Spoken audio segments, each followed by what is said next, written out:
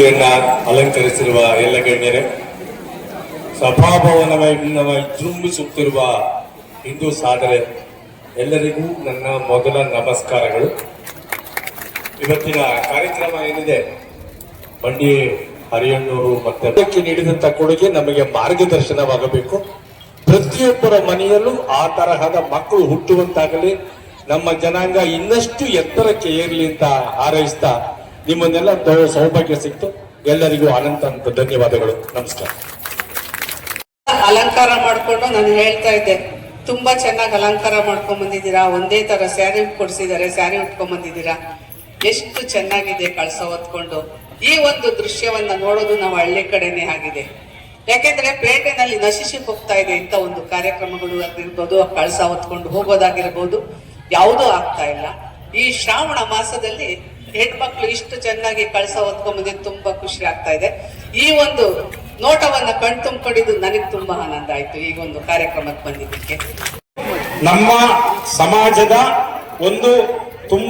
ಒಂದು ಮೆಸೇಜ್ ಏನಂತಂದ್ರೆ, ನಾವು ಚಿಕ್ಕ ಊರಾದ್ರೂ ಕೂಡ ಯಾರು ಏನು ಕಡಿಮೆ ಇಲ್ಲ ಅನ್ನೋ ಮೆಸೇಜ್ ಅನ್ನ ನೀವು ಇಡೀ ರಾಜ್ಯಕ್ಕೆ ಕೊಟ್ಟಿದ್ದೀರಾ.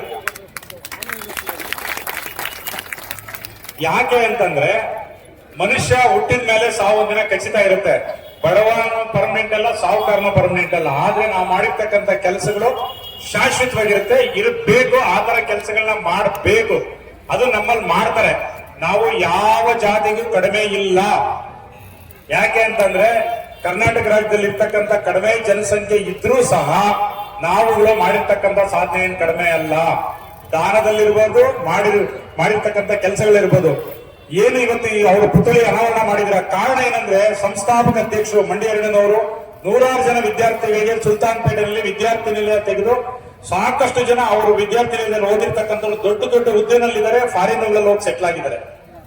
ಮತ್ತೆ MS ಮಲ್ಲಯ್ಯನವರು ಕೂಡ ಅಷ್ಟೇ, ಅವರು ಏನ್ ಕಡಿಮೆ ಇಲ್ಲ. ಕೆಲಸ ಮಾಡಿರೋದ್ರಲ್ಲಿ ಅವರು 20-30 ವರ್ಷ ಸಂಘನ ಜೊತೆನಲ್ಲಿ ಇದ್ದು ಕಷ್ಟಪಟ್ಟು ಸೆಕ್ರೆಟರಿ ಆಗಿ, ಅಧ್ಯಕ್ಷರಾಗಿ ಸಾಕಷ್ಟು ಕೆಲಸಗಳನ್ನ ಮಾಡಿ ಹೋಗಿದ್ದಾರೆ.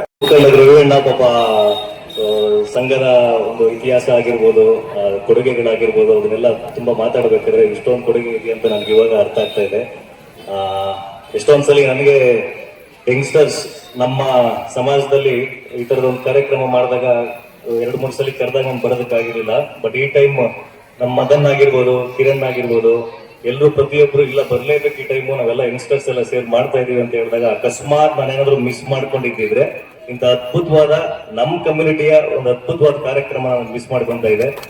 Thank you so much Madan, Kiran, Ravi sir, thank you so much.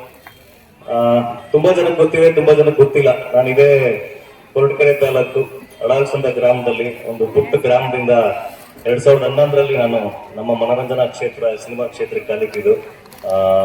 ಎಷ್ಟೊಂದು 13 ವರ್ಷದ ಜರ್ನಿಲಿ ನನಗೆ ರವಿ ಸರ್ ಬೆಂಗಳೂರಲ್ಲಿ, ನಾನು ಅವರು ಒಂದೇ ಏರಿಯಾದಲ್ಲಿ ಇರೋದು, RR ನಗರದಲ್ಲಿ. ಪ್ರತಿಯೊಂದು ಸಲಿನೂ ಸಿಕ್ಕಿದಾಗೆಲ್ಲ ಪ್ರೋತ್ಸಾಹ ಮಾಡಿ. ಮೊದಲು ನಾವೆಲ್ಲರೂ ಶ್ರಾವಣ ಮಾಸದಲ್ಲಿದ್ದೇವೆ, ಯಾವುದೋ ಒಂದು ಧಾರ್ಮಿಕ ಹಬ್ಬದಲ್ಲಿ ನಾವಿದ್ದೇವೆ ಅನ್ನುವಂಥದ್ದನ್ನ ರೀತಿಯೊಳಗೆ ನೀವೆಲ್ಲ ಸಾಗರ ಹಬ್ಬ ಅನ್ನುವಂಥದ್ದು ಒಂದು ಧಾರ್ಮಿಕ ಹಬ್ಬದ ರೀತಿಯೊಳಗೆ ಆಚರಿಸ್ತಕ್ಕಂಥದ್ದು ಮತ್ತು ನಮಗೆ ಅತ್ಯಂತ ವೈಯಕ್ತಿಕವಾಗಿ ಬಹಳ ಸಂತೋಷ ತಂದಿದೆ ಎನ್ನುವಂಥದ್ದನ್ನು ತಿಳಿಸ್ತಕ್ಕಂಥದ್ದು. ಇವತ್ತು ಇಡೀ ರಾಜ್ಯದಲ್ಲಿ ಹಲವಾರು